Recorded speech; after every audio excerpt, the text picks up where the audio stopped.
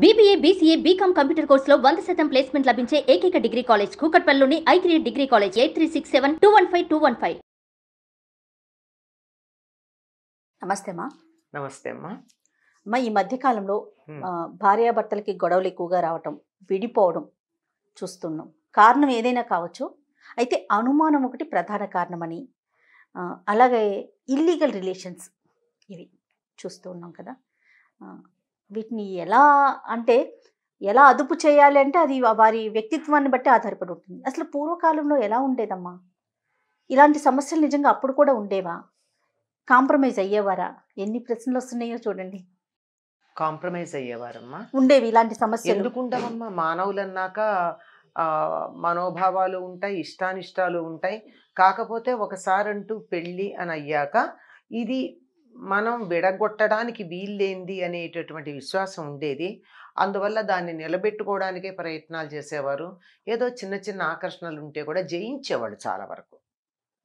ఎక్కడన్నా ఒకళ్ళిద్దరు జయించలేని పరిస్థితులు వస్తే కూడా దాన్ని తర్వాత అదుపులో పెట్టుకోవడం, జాగ్రత్త పడడం ఇలా జరిగేది. కాపురం విడిపోవడం అన్నది ఉండేది కాదు. మనకి మంత్రాలు కలపడానికి ఉన్నాయి కానీ విడిపోవడానికి లేవమ్మా. విడిపోవడానికి మంత్రాలు ఉన్నాయా? లేవు. మరి ఎలా విడిపోతారు? మంత్రబద్ధంగా కదా మీరు పెళ్ళయ్యింది. అందుకనే చట్టపరంగా విడిపోతున్నారు కదా. చట్టం వేరు, నేను మాట్లాడేది ధర్మం వేరు. అవును అవును. ధర్మంగా మీరు మంత్రాలతో పెళ్లి చేసుకున్నారు. అవును. తర్వాత రిజిస్టర్ చేసుకుంటున్నారు కానీ ముహూర్తము, నలుగురిని పిలిచేది, భోజనం పెట్టేది, ఆ నలుగురు అక్షింతలు వేసేది, రిజిస్ట్రేషన్ చేసుకున్న చోట ఎవరు మీకు అక్షింతలు వేయటల్లా. వాళ్ళెవరో ఆమోదించారో లేదో కూడా అక్కర్లా. శుభలేఖ పట్టుకెడితే రిజిస్టర్ చేస్తున్నారు, అక్కడ సాక్షులు కూడా అక్కర్లా కదా. అవును. శుభలేఖ ఫోటో పట్టుకెడితే చాలు రిజిస్టర్ చేస్తున్నారు. అటువంటప్పుడు మీకు అది ఊరికే చట్టంలో మేము అయ్యిందే అని గుర్తుపెట్టుకోవడానికి పనికొచ్చింది కానీ నిజానికి మీకు పెళ్ళి బంధం కలిసింది ఎక్కడా? మంత్రాలతో. విడిపోవడానికి మంత్రాలు ఉన్నాయా? లేవు కదా. మరి ఎందుకు ధైర్యం చేస్తున్నారు? అంటే వీటిని జయించలేక అమ్మ, రెండూ చూసుకుందాం. నేను ఇప్పుడు ఈ ప్రశ్నలో రెండు అంశాలను తీసుకొచ్చాను మీ ముందుకి. ఒకటి అనుమానం, అక్కడ సమస్య ఉన్నా లేకపోయినా అనుమానం అనే కోణంలో చూడటం ఒకటి, భార్య గాని భర్త గాని ఇరువురిలో. ఇంకొకటి ఇల్లీగల్ రిలేషన్స్. అంటే సగానికి సగం కారణాలు ఇవేనేమోనని నా భావన. మీరేమంటారు? చాలా వరకు ఇవి. కానీ వీటికి మౌలికంగా ఉన్నటువంటి బేస్ ఏమిటంటే భవనం ఇది. కానీ దాని పునాది ఎక్కడుందంటే బాగా వ్యక్తిత్వం ముదిరిపోయిన తర్వాత పెళ్లి చేసుకుంటున్నారు. నేను నా కంఫర్ట్ జోన్ నుంచి నేను బయటికి రాను, నేను సర్దుకోను, నా ఇష్టం వచ్చినట్టు ఉంటాను అనేటటువంటి ఎవరి అభిప్రాయాలు వాళ్ళు చాలా గట్టిగా సిమెంట్ అయిపోయి దృఢమైపోయినాక అయ్యాక అది అసలు బ్రేకే తప్ప సర్దుబాటు అన్నది లేనటువంటి స్థితిలోకి వచ్చిన తర్వాత పెళ్ళిళ్ళు అవుతున్నాయి గనక ఈ సమస్య వస్తుంది కాదమ్మా. సరైన వయసులో అంటే కనీసం మనం అనుకుందాం ఒక 21 నుంచి 25 లోపు ఆడపిల్ల కానీ మగపిల్లలు కానీ ఆ వయసులో పెళ్లి చేసుకున్నారు అనుకుందామమ్మా. ఒక 10 ఏళ్ళు కాపురం చేశారు. ఒకటి అనుమానం కావచ్చు, లేకుంటే ఇంకొక రిలేషన్ మెయింటైన్ చేయడం కావచ్చు, ఇద్దరిలో ఎవరో ఒకరు. అలాంటి సమస్య వచ్చినప్పుడు అర్లీగా పెళ్లి చేసుకోవటం వల్ల వీళ్ళు విడిపోరంటారా? అట్లా కాదమ్మా. ఇక్కడ ఏమవుతుందంటే 20 ఏళ్లకో 21 ఏళ్లకో పెళ్ళి అంటే ప్రస్తుతం ఉన్నటువంటి ఆహారం కారణంగాను, ప్రస్తుతం మనకున్నటువంటి ఎక్స్పోజర్ కారణంగాను వాళ్ళకి స్త్రీ పురుష భావం, స్త్రీ పురుష సంబంధాలకు సంబంధించిన అవగాహన 10-12 ఏళ్లకల్లా వచ్చేస్తుంది. ఈ రావడం వల్ల ఆకర్షణలు ఉన్నాయి. ఆకర్షణలతో ఆపుకుంటే కొంత పర్వాలేదు, ఏదో క్రష్ ఇలాంటి పదాలు వాడుతున్నారు. అవి ఆగకుండా అది భౌతికమైనటువంటి సంబంధాల దాకా కూడా వెళ్ళిన సందర్భాలు ఉన్నాయి. ఇవి బయటపడి కాపురాలు చెడిపోవడం, బయటపడి సంబంధం మధ్యలో బ్రేక్ అవ్వడం ఒకటైతే, నాకుంది గనక అవతల వాళ్ళకు కూడా ఉందేమో అనేటువంటి అనుమానం ఉంటుంది. తానెంతో జగమంత కదా. నాకు చిన్నప్పుడు నేను చదువుకునేటప్పుడు నా క్లాస్మేట్ మీద నాకు క్రష్ ఉండేది. నా భర్తకు కూడా ఉండే ఉంటుంది ఎవరి మీదో, నా భార్యకు కూడా ఉండే ఉంటుంది ఎవరి మీదో. దీనికోసం నేను సెర్చ్ చేయడం మొదలు పెడతా. మొదలుపెట్టి ఎక్కడో వాళ్ళ కాలేజీ లెవెల్లో ఉన్న ఫోటోనో మరేదో, ప్రస్తుతం అయితే ఈ సెల్ ఫోన్లో ఏదో ఫేస్బుక్లో, వీటిల్లో ఎక్కడో ఏదో ఒక క్లూ చిన్నది దొరికితే అనుమానం నా మనసులో ఉంది కదా, అది అలా అలా అలా అలా అల్లుకుపోతుంది. ఇది కారణమయ్యి బాధించటం ఉంది. ఎప్పుడైతే నాకే ఎటువంటి ఎఫైరు లేదో, నేను చదువుకునే రోజుల్లో చదువు మీద దృష్టి తప్ప పెళ్ళి అనేదాకా నేను దాని గురించి అసలు నా జీవిత భాగస్వామి గురించి ఆలోచించలేదో, నా జీవిత భాగస్వామికి అటువంటిది ఉంటుంది అన్న ఆలోచన నాకు రాదే. నాకుంటే కదా వచ్చేది. ఎప్పుడైతే అనుమానించడం మొదలు పెడతారో రెండో వాళ్ళకు వచ్చేస్తుంది. ఈ అనుమానం పెనుభూతం అని చెప్పారమ్మా. అనుమానం ఉంటే ఆ దృష్టితో చూస్తే ఏది కూడా దానికి అనుగుణంగానే కనపడుతుంది. అన్నా చెల్లెలు కలిసి పెడుతుంటే కూడా అనుమానం దృష్టితో ఉన్నప్పుడు ఏదో బజార్ ఎడతారండి. బజార్ ఎడితే పెళ్ళికి రాలేదు ఆయన, వీళ్ళ పెద్దమ్మ కొడుకో పిన్నమ్మ కొడుకో బజార్లో కలిశారు. ఇద్దరు కలిసి మాట్లాడుకున్నారు. ఈ పెళ్లిలో ఈయన చూడలే అయ్యగారు. అంచేత వాళ్ళిద్దరినీ చూడగానే అనుమానపడతాడు. మనసులో అనుమానం ఉంది గనక. లేకపోతే ఇంటికి వచ్చాక ఇందాక నువ్వు షాపింగ్ మాల్లో ఎవరితోనో కలిసి ఎడుతున్నావు అంటే నీకెట్లా తెలుసుని అడుగుతుంది. నేను కారులో పెడుతున్నాను, ఆన్ డ్యూటీ కనపడా, ఓ వాడా ఫలానా వాడు, ఇదిగో మా చుట్టం ఇది పెళ్ళికి రాలేకపోయాడు, ఇంటికి రమ్మన్నాను అని చెప్తుంది, అయిపోతుంది. కానీ అది లేకుండా ఉండేటప్పటికీ అతను ఎవరో అనే అనుమానం వస్తుంది కదా. ఇదే అమ్మాయి కూడా భర్త గురించి అలాగే అనుమానపడేటటువంటి అవకాశం ఉంది.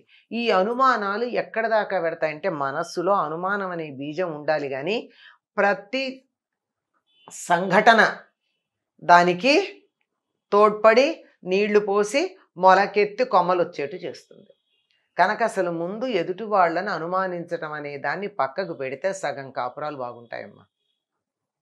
వాళ్ళ సెల్ ఫోన్లు చూడడం, వాళ్ళ వాట్సాప్ మెసేజ్లు చదవడం, వాళ్ళ ఫేస్బుక్ అకౌంట్స్ ఓపెన్ చేయడం, ఇట్లాంటివన్నీ మానేయాలి. ఫస్ట్ ఆఫ్ ఆల్ కాపురాలు నిలబడాలి అంటే ఒకళ్ళ ఫేస్బుక్ అకౌంట్లు, ఒకళ్ళ ఫేస్బుక్ అయితే అందరికీ కనపడుతుంది కనుక దాని కాదు, ఈ వాట్సాప్లు మెసేజ్లు చూడడం మానేస్తే బాగుంటుంది. పూర్వకాలం ఏం చెప్పేవాళ్ళు అంటే ఒకళ్ళ డైరీ ఒకళ్ళు చూడకూడదు అనేవారు. డైరీ రాసుకునేవాళ్ళు కనుక ఎంత భార్యాభర్తలైనా చూడకూడదనే నియమం ఉండేది. అసలు ఒకరి ఫోన్ ఒకరు చూడకూడనన్ని సీక్రెట్స్ ఏముంటాయమ్మా భార్యాభర్తల మధ్య? అలా ఉండటం కరెక్టేనా? మరి ఇప్పుడు పాస్వర్డ్ అనేది పెట్టుకున్నారనుకోండి, ఎదుటి మనిషికి ఖచ్చితంగా అనుమానం వస్తుంది కదా, నువ్వేదో దాస్తున్నావు అనే ఆలోచన వచ్చేస్తుంది కదా. వచ్చేస్తుంది. మరి అంత ప్రైవసీ ఎందుకు మెయింటైన్ చేయటం? అది వైఫ్ అండ్ హస్బెండ్ లో. అంటే వైఫ్ అండ్ హస్బెండ్ అంటే పాస్వర్డ్ ఎంతమంది కోసం పెడతారో, భార్య కోసమని ఎందుకు అనుకోవాలి? ఆఫీస్ వాళ్ళు అవ్వచ్చు, ఫోన్ అక్కడ పెట్టి బయటికి వెడితే ఎవరన్నా చదువుతారనొచ్చు, పిల్లలు అవ్వచ్చు, ఇంకోటి అవ్వచ్చు. అసలు అనుమానమే. అది పాజిటివ్ గా తీసుకోమంటారా? అది పాజిటివ్ గా తీసుకోవాలి. కానీ నువ్వెందుకు చూడాల్సి వస్తోంది? నీకెందుకు అనుమానం ఉంటే కదా చూస్తున్నావు. అనుమానం లేకపోతే చూడాల్సిన పనేముంది? కనుక అనుమానం అనేది పెనుభూతమమ్మ. అనుమాన పడకూడదు ఫస్ట్ ఆఫ్ ఆల్. అసలు జీవితంలో ఎప్పుడైనా సరే భార్యాభర్తల మధ్య ప్రధానంగా ఉండాల్సింది నమ్మకం. అయితే మోసం చేసేవాళ్ళు లేరా అంటే ఉన్నారు, లేరని చెప్పడానికి వీల్లేదు. ఇది ఒక కోణం. ఇది ఒక కోణం. మోసం చేసేవాళ్ళు ఉన్నారు, లేకపోవడం ఏముంది?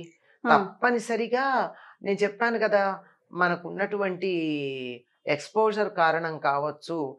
ఫోన్ ఓపెన్ చేస్తే, వాట్సాప్ ఓపెన్ చేస్తే, మనం ఏదన్నా మెయిల్ ఓపెన్ చేస్తే ఎన్ని స్పామ్లు వస్తున్నాయి పనికిరానివి. అవన్నీ కూడా రకరకాల ఇంపాక్ట్స్ మనసు మీద కలిగించే అవకాశం ఉంది. అందువల్ల వాటి కారణంగా ఏదో రకమైన ఉద్రేకాలకు ఎప్పుడోప్పుడు లోన్ అవుతూనే ఉంటారు. కానీ దాన్ని జయించగలిగినటువంటి వాళ్ళే ఉత్తమమైనటువంటి వాళ్ళుగా పరిగణించబడతారు. దీనికి మనకందరూ చెప్పే మాట ఒకటి ఉంచండి. రవీంద్రనాథ్ ఠాగూర్ ఒక మాట అంటాడు, చేస్టిటీ is the gift to be given to your life partner అంటాడు. నీకు శీలం, నీ క్యారెక్టర్ ఉండడం దేనికంటే నీ జీవిత భాగస్వామికి నువ్వు ఇవ్వగలిగినటువంటి అతి విలువైన బహుమానం. అంతే, అందుకుండాలి నువ్వు చేస్ట్గా. అంతేగాని వేరే కారణంగా కాదు. ఏదో ఆధ్యాత్మికంగా కావచ్చు, పాపము పుణ్యం ఇవన్నీ పక్కకు పెట్టండి, అన్నీ పక్కకు పెడదాం. నీ జీవిత భాగస్వామికి నువ్వు ఇవ్వగలిగిన అతి విలువైన బహుమానం ఏమిటి? ఇంతకాలం నా కన్యాత్వాన్ని నేను ఎవరికి అర్పించలా. ఇది కదా అసలైన బహుమానం ఒక ఆడపిల్ల అనుకునేది. అట్లాగే నేను ఒక ఆడపిల్ల వైపుకు దురాలోచనతోనే చూడలేదు. నా మనస్సును నేను నిగ్రహించుకున్నాను, ఊర్ధ్వరేతస్సుకుని అయి ఉన్నా. ఏ స్త్రీని చూసినా రేతస్సు పతనం కాలేదు, నీ కోసం ఉంచాను అని చెప్పేది మగపిల్లవాడు అమ్మాయికి ఇవ్వగలిగినటువంటి బహుమానం. ఇంతకు మించిన బహుమతులు ఒకళ్ళకొకళ్ళకి ఇచ్చుకునేవి లేవంటాడు. చాలు. ఇంతకన్నా ఇంకేం కావాలి? ఇది లేని పరిస్థితి ప్రస్తుతం ఉన్నటువంటి ఆహారం ప్రధానమైనటువంటి కారణం. ఆహారం మనకు ఉండేటటువంటి ఎక్స్పోజర్ ఈ కారణంగా అంత లేని పరిస్థితి కనపడుతోంది. చాలా ఎంతో ప్రయత్నం చేస్తే తప్ప ఇటువంటి భావాలు మనసులో రాకుండా ఉండడం చాలా కష్టం. అటువంటి దాన్ని అదుపులో పెట్టుకోగలగడానికి ఇంట్లో వాతావరణం సహకరించాలి, కుటుంబ సభ్యులందరూ సహకరించాలి, ఎవరికి వాళ్ళకి తమ మనస్సు మీద తమకు అధికారం ఉండాలి. ఇవి లేకపోవడం వల్ల ఇవన్నీ బిఫోర్ మ్యారేజ్ కొన్ని రిలేషన్స్ ఉంటున్నాయి. ఏ స్థాయి అన్నది ఇట్ మే డిఫర్. వెర్బల్ కావచ్చు, మరోటి ఇమోషనల్ కావచ్చు, మరో స్థాయి కావచ్చు, ఇన్ని రకాలుగా ఉంటాయి. వాటిని కనీసం వివాహంతో సీల్ చేయాలి, ఆపాలి. ఖచ్చితంగా కొనసాగించినప్పుడే సమస్య వస్తుంది. ఇది ఎప్పుడైతే ఒక అమ్మాయి కానీ అబ్బాయి కానీ తన జీవిత భాగస్వామి మరొకరితో జీవితాన్ని పంచుకుంటున్నారు అంటే భరించడం చాలా కష్టం అమ్మా, చాలా కష్టం. ఎందుకంటే మీకు ఇద్దరు స్నేహితులే ఇద్దరు ముగ్గురు ఉండడం కన్నా భరించలేం. నిజమైన స్నేహితులు ఇద్దరికన్నా ముగ్గురు కన్నా ఉండరమ్మా. అంతకన్నా ఉంటే వాళ్ళు పరిచయస్తులు మాత్రమే, మిత్రులు అనడానికి వీల్లేదు. అటువంటిది జీవిత భాగస్వామి ఒక్కళ్లే ఉండడం. సనాతన ధర్మం ప్రకారం ఏకపత్ని వ్రతం పాతివ్రత్యం అనేది ప్రతి వాళ్ళు పాటించాల్సిన విషయం. రాముడు ఏకపత్ని వ్రతం ఎందుకు పాటించాడు? మీ అందరూ అట్లా ఉండమని. సీత పాతివ్రత్యం ఎందుకు పాటించింది? అలా ఉండాలని చెప్పి. అందుకే వాళ్ళు ఆదర్శప్రాయంగా ఉన్నారు. అట్లా లేని పరిస్థితులు ఇంతకు ముందు జరిగితే కనీసం వివాహం తర్వాత అట్లా ఉండాలి కదా. అట్లా లేకపోతే భరించడం చాలా కష్టం. ఇది తట్టుకోలేక చాలా మంది జీవితాన్ని తన జీవిత భాగస్వామితో మరొకళ్ళు పంచుకుంటున్నారన్న దాన్ని తట్టుకోలేక మీరన్నట్టు కుటుంబాలు ఛేదనమవుతున్నాయి. తట్టుకోగలిగిన వాళ్ళు కలిసి ఉంటున్నారు అంతే. కలిసి ఉంటున్న వాళ్ళు చాలా మంది తట్టుకోగలిగిన వాళ్ళు. దీనికి నేను అన్నానని మీరేమి అనుకోకూడదు. కానీ ప్రస్తుతం మనకున్నటువంటి సమాజంలో ఈ స్వాపింగ్ ది పార్ట్నర్స్ అనే దాని మీద చాలా చాలా మనకి సీరియల్స్ అవి వస్తున్నాయి. అవునమ్మా. ఇవాళ ఒక ఎపిసోడ్ చూసి 10 రోజుల తర్వాత చూస్తే ఎవరెవరి భార్యో ఎవరెవరి భర్తో తెలియని పరిస్థితి. ఇట్లాంటి కల్చర్ ఏదో చాలా గొప్ప కల్చరు అనేటటువంటి అభిప్రాయం చాలా మందిలో కలుగుతుంది. అలా ఉండడం మనం వీఆర్ ట్రెండీ అలా ఉంటే అనేటటువంటి దృఢాభిప్రాయం లేనటువంటి వాళ్ళకి, అంటే వ్యక్తిత్వం మీద కానీ మోరల్స్ మీద కానీ దృఢమైన అభిప్రాయం లేని వాళ్ళకి ఇటువంటివి ఆకర్షణీయంగా కనిపించి మేము కూడా ట్రెండీగా ఉంటాం అనుకునే పరిస్థితి వస్తుంది. ఒకటి కాదమ్మా కారణాలు, మౌలికంగా విలువలు లేవు. కానీ చూడండి ఎన్ని అంశాలు వస్తున్నాయి కదమ్మా. ఒకటి కాదు రెండు కాదు. అన్న ఈ విషయం ఏదైతే ఉందో ఇది కనీసం కొన్ని వందల సామాజిక అంశాల యొక్క కంప్యూటెడ్ రిజల్ట్. ఇది ఒకటి కాదు. నేను చెప్తున్నా, ఆహారం దగ్గర నుంచి, విహారం దగ్గర నుంచి, అలవాట్ల దగ్గర నుంచి, మీడియా దగ్గర నుంచి అన్నీ.